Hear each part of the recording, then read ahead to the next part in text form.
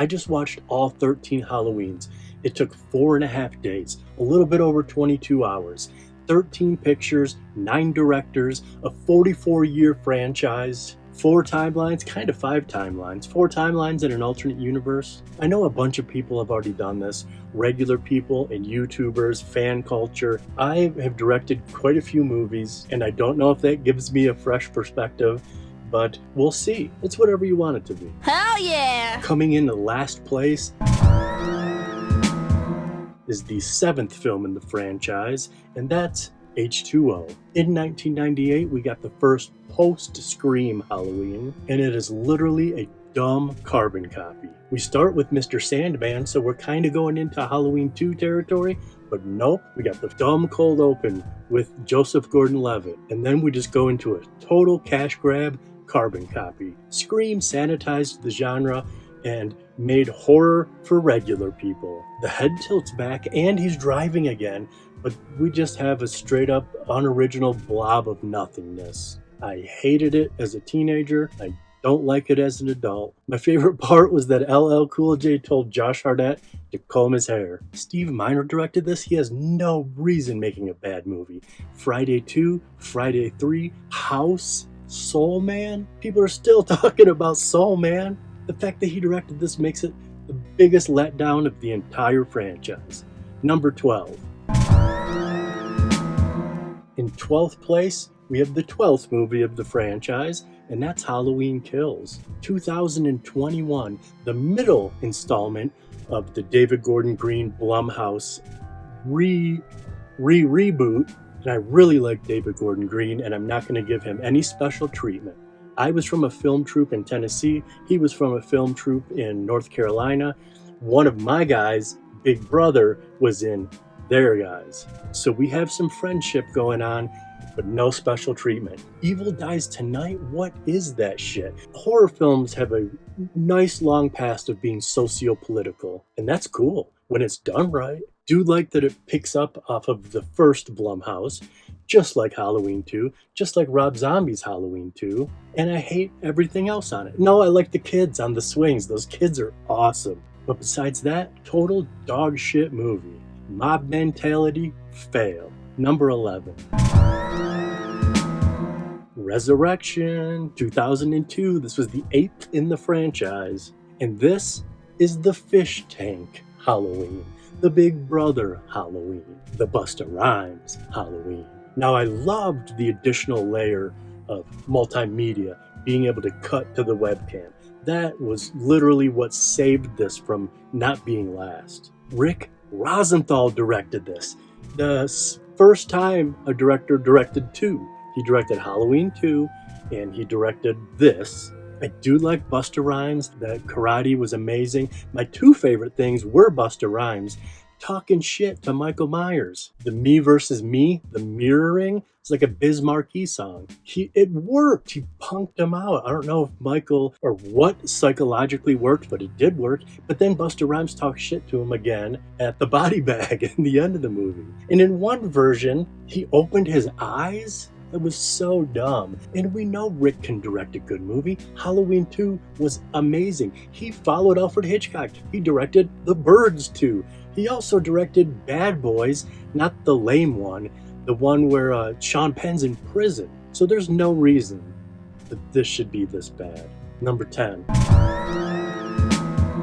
The Curse of Michael Myers, 1995, the 6th movie in the franchise, and the first that Malik Akkad joined his father. Also the first where Dimension Films took over. We got Paul Rudd. This is part of the Thorn trilogy. This is the 3rd of the Thorn trilogy. It's got some cool things into it. It's got some really cool kills. It's got the Alfred Hitchcock rear window element. That one death was gnarly. There's a bunch of good kills, but that shock jock, oh my god, that was annoying. We have Donald Pleasance. It's his last performance. We got a cool electrocution, but then we also have that stupid white flash editing. Super 1995. Joe Chappelle directed this. He directed Phantoms. Yo, Affleck, you were the bomb in Phantoms. One of my producing partners said that this is the worst one. So I don't know how it's going to play in the audience. I didn't watch anyone's worst to best. 0. And number 9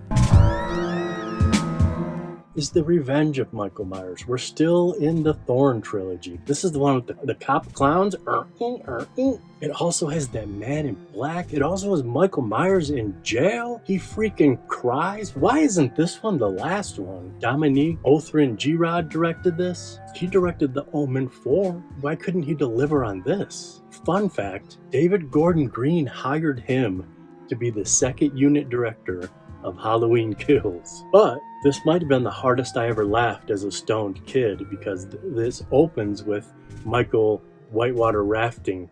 I never would have thought at that point in my life that I'd be laughing at Michael Myers. He also drives again in this one. But one of the, for me, the strongest pieces of imagery is in this movie of the whole Halloween franchise. Danielle Harris is linked to Michael Myers, and she does this weird twisted thing. There's a lot of it, but there's that first twist, like she's putting on the mask. It's some really good imagery. Danielle Harris saved this picture big time.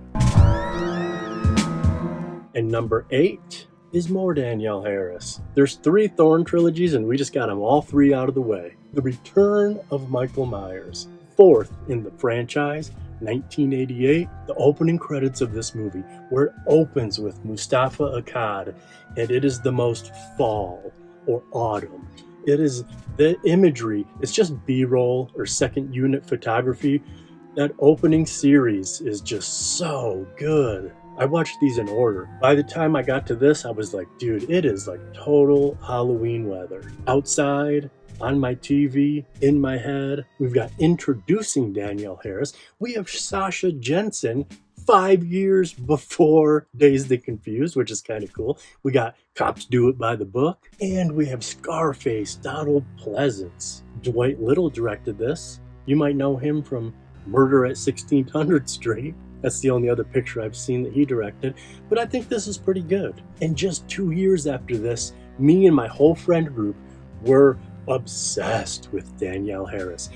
Creepy to think about it, because she's much older than in the movie, but 2 years later, she's in Don't Tell Mom the Babysitter's Dead and The Last Boy Scout, and she was my dream girl in junior high. Let's go to number 7. 2009's Rob Zombie's Halloween 2. Just like Halloween 2, and just like David Gordon Green's Halloween 2, it just picks right up, which I like that. I like that a lot. I actually love that device in all storytelling. I feel like almost all part 2s or 3s or 4s should just pick up and let us see more. And maybe I'm coming from fandom with that, but I think it's a great filmmaking device. Then we cut to 2 years later, and this movie hurts. I think it's because we're in the torture porn genre. I know we're not supposed to use that word. I'm the host of Squeaky Clean Adult Films. They don't let me say the P word, but I just said it. Deal with it. And it's, dude, so much. Danielle Harris is in so much pain, and so is every other actor. I'm not really used to, I mean, we're in the Saw and Hostel territory. I'm not used to being like wincing and feeling pain. I don't really get scared at horror films. I'm mostly more like titillated, and I'm like, yeah, this is awesome, that's rad, blah blah blah. But in this movie, you're watching it and it's like, oh man, there's so much pain. And all the bad trashy characters that people didn't like from the first White Zombie, they're all back. I mean, Rob Zombie, but it's even worse in this one. I complained that we were just talking about the first reboot, and I was like, dude, that guy said fuck 3 times in one sentence. Well, in this movie, they whoop that. There's a girl that says fuck 5 times in one sentence. It's funny that I'm complaining about vulgarity, but it just seems to try hard. It seems like you're trying to be an edgelord. Do you really? It just seems too much. And he talks in this one. What in the hell is that about? But just like the first Rob Zombie Halloween, we have the best genre cast ever, and he big time added to it in part 2. Caroline Williams, Margot Kidder, Octavia Spencer, stacked cast. He gets 7th place. What do you think's in 6th place? Halloween Ends. The end of the David Gordon Green Blumhouse trilogy. Of course, Danny McBride as well. The New School Halloweens. This is the last one. A lot of people hated it, and I'll tell you the truth, I loved it when it first came out. I own 2 copies of it. My daughter hates it, and so were a bunch of people. But it was taking some big swings. It was like, it's his 3rd Halloween, so he's kind of doing a Halloween 3 thing. We're using the credits, the font for Halloween 3. We got Nick Castle coming back as a flasher. We have Diane Prince, Darcy the Mail Girl. There's so many cool things about this. Rohan Campbell and Andy Matichak do amazing. They even go to a bar that's playing Sebadoh. I should have my Sebadoh t-shirt on. That opening, that kid's death is so gnarly. I honestly love this movie. And placing 6th is not too shabby, but I think I might have got some fatigue. I literally just took 4.5 days and watched these all in a row. So I'm wondering if that played into it, because all I have is good things to say about this. It just didn't work for me as well as it, like I said, I love it. I own it. It's just not as good as all the other ones. And I'll tell you what, if Jamie Lee Curtis would have seriously snapped and killed herself, this would be in the top 3 for sure. I know that's crazy. Laurie Strode wouldn't do that. But if you're really ending Halloween and we're really dealing with like post-traumatic stress disorder and she just can't take it anymore, she's lost everything, I'm telling you, if she would have shot herself, I would have placed this movie so much higher. And I say that as a Jamie Lee Curtis fan, but also a fan of dark, weird stuff. It would have been a weird choice. You know I'm right. Number 5. Number 5 was in 2007, the first time the franchise got a reboot. They let frickin' Rob Zombie direct. Technically the 9th film in the franchise, and I know people hate this one, and people love it. I'd say this might be the most divisive one, but I love it. The kid, the first part is literally, I love it so much. Daeg Farrick did such an amazing job. It freaked me out because one of my kids at the same time was a little bit chubby with super long hair, and I was like, oh my god, is Normal gonna kill people? Movies have a weird effect on me. But that kid grew up to be a perfect gentleman. 3 million subscribers on YouTube. Ninye. He's doing just fine. He hasn't killed anyone. We just talked about this. We're doing the 31 days of Halloween. This was day 28 of 31. So I just talked about this to death. Day 28 is the equally loved and hated 2007 Rob Zombie Halloween. I hate that he gives his sister the picture at the end. I love the first half, I already said that. The second half is pretty much just Halloween, which John Carpenter told Rob Zombie, make it your own.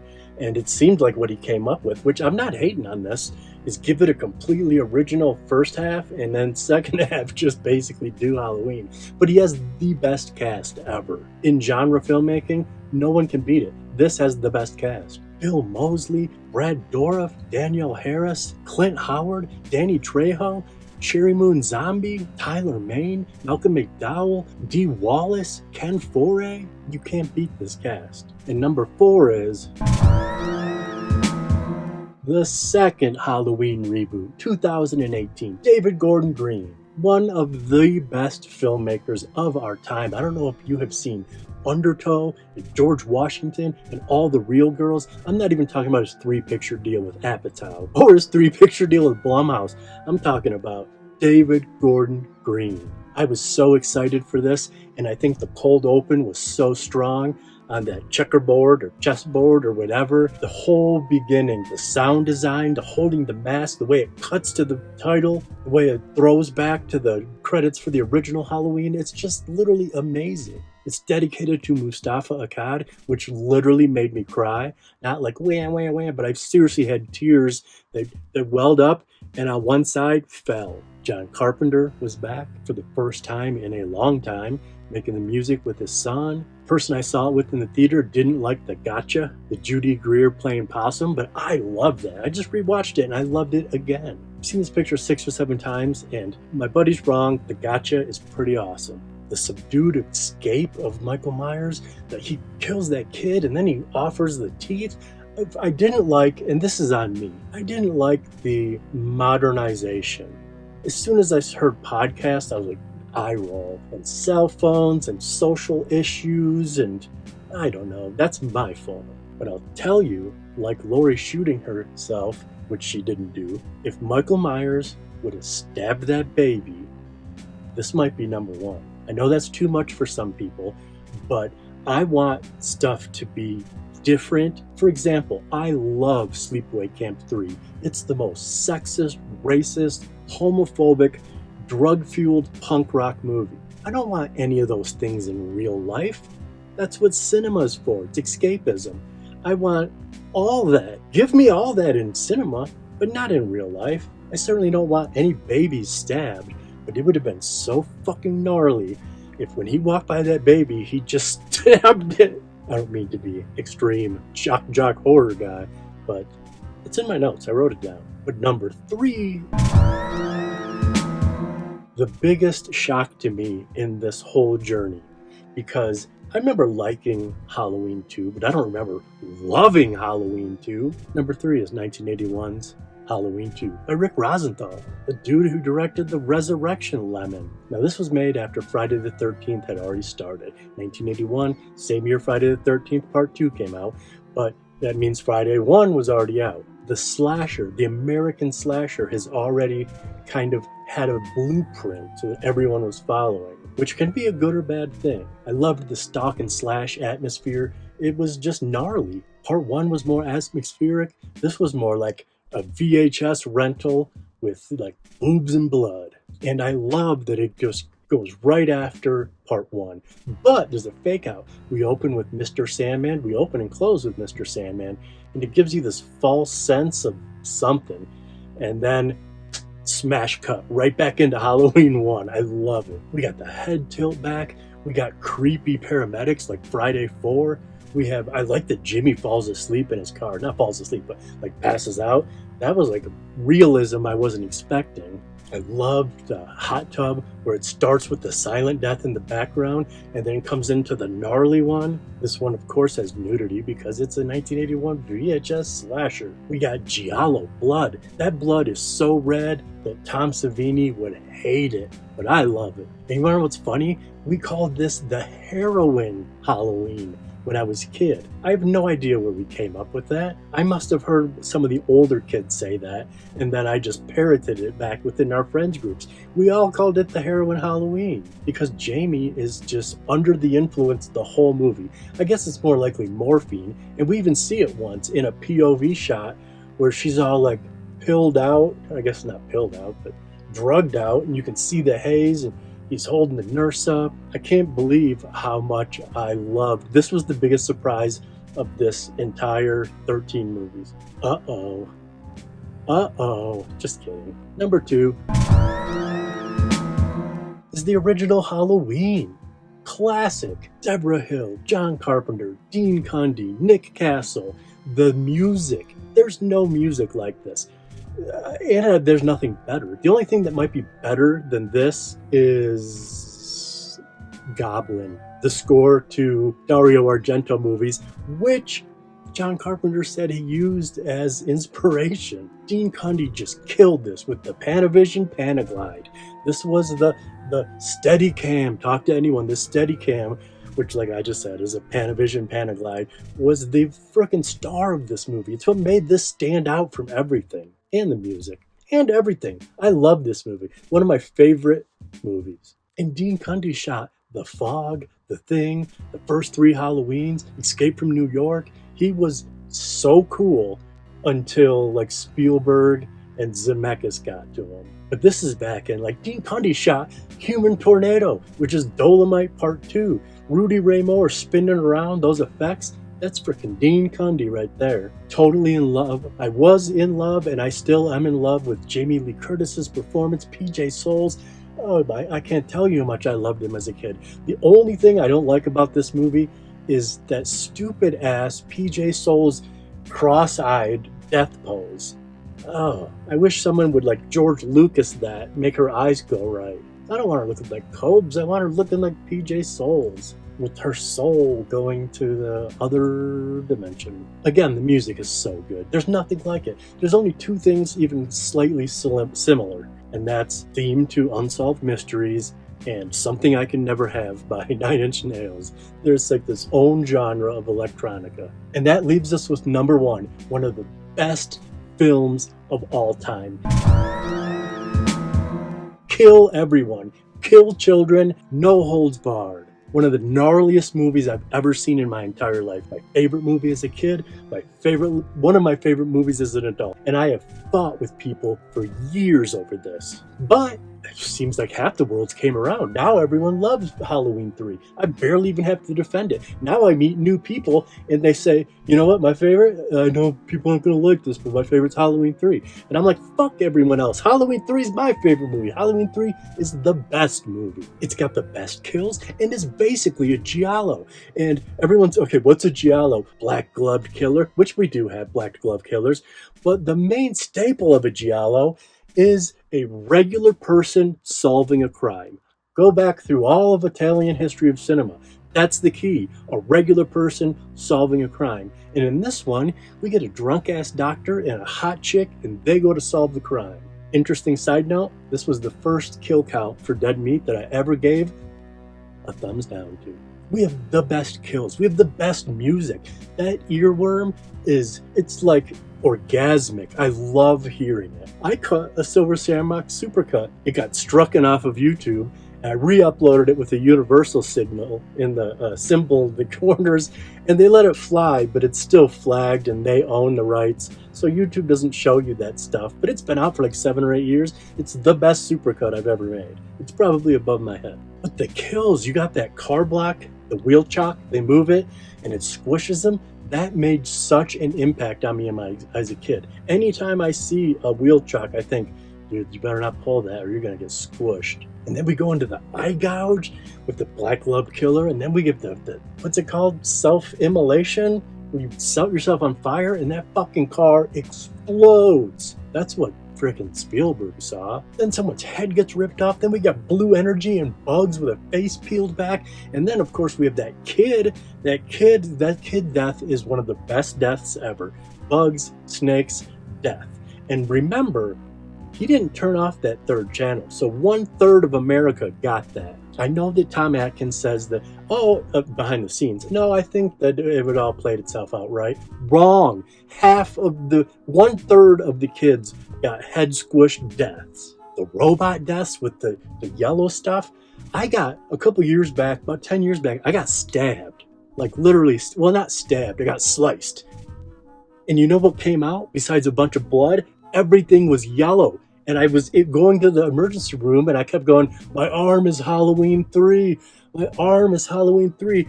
This like 3-inch slice made my skin open up super wide and everything was yellow. Tommy Lee Wallace did such a good job. He made It, the TV It. He made Fright Night 2. I don't know why Tommy Lee Wallace isn't making more films. He's literally one of the best genre directors ever. I love Halloween 3. I kind of wish that I would have released this video 10 years ago before everyone else started loving it. Or who cares? Who gives a shit? Don't let other people affect what you think. And I've just given you one guy's opinion, a filmmaker's opinion, which might add a little bit of spice to it, but not really. I'm just a dude. I'm just an artist who watched 13 movies. It took 22 hours, and now I'm talking about them. Also, this is Barefoot Does. We're not going to put it in the front or anything. We have this whole new series that Mariah helped me create a couple years ago called Barefoot Does, where we do one of all of the stupid YouTube, I don't know if it's genres, but like Barefoot Does Gaming, Barefoot Does Cooking. So this is Barefoot Does Ranking. We're hiding that to the end. You only get to know that if you made it to the end. But thank you for watching. I appreciate it. I like talking about horror films. If you want to hear me talk about story-driven adult films, there's 280 episodes you can go watch. But this took so long. I had to buy 2 of the movies, and I was going to just do this I was just going to rank them out of my brain. It would have took a day to make this. And I watched Halloween 1, 2, and 3, and then I said, dude, I got to watch them all. I said, dude, there's not enough time. I can do it. I can have them done by Wednesday. I can have them done by Tuesday. We can make the video on Wednesday and we can release it on Thursday. So that's what we're trying. Even though this is like a faux YouTube video, You still don't have to subscribe. You don't have to like, and you don't have to share. You can stick all that influencer stuff right up your ass. All we care is that you watch. That's it. I have a feeling that the people that made it to the end already know that. But if you're new, what's up, man? We don't do that stuff. Thanks for watching. I appreciate it. We have donation buttons. Do I say that in this video? Fuck it. We have donation buttons if you feel so inclined. I really enjoyed doing this. I wanted to do more worst to bests. I could do Friday the 13th without even watching them, but I would not do that. I feel like as a part of the social contract, if I'm going to do this, I'm watching them all, I'm taking notes on each of them, and doing my thing. Anyways, now I'm just rambling. Thanks for watching. See ya.